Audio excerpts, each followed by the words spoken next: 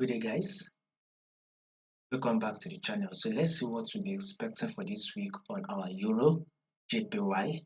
If you are yet to subscribe to this channel and you've not done that, click on the subscribe button, like, share, make your comments, and also follow the Telegram. Once again, click on that notification bell icon if you have subscribed.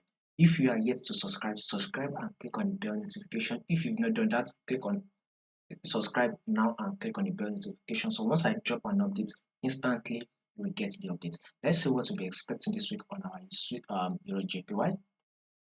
On our EURJPY, we would want to start with the trend. We all know that market tends to give us three movements. It's either we are trending to the upside, we are trending downward, or we are ranging. So with these movements, we are definitely trending to the upside. You can see that market is pushing up.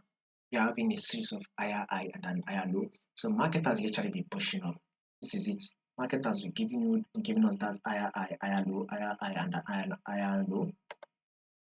So that is it on Swiss franc JPY. Now, if you take a look at this here, with this moment, market is trying to give us one more drop, which is what we should be expecting.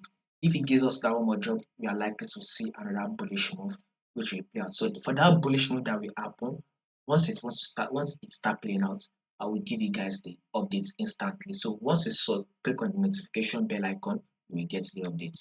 But we see with what we are seeing right here, JPY is likely to give us one more drop, then another push up. So just stay updated in order not to miss out on any. And also follow the Telegram. I'll put the link in the comment section.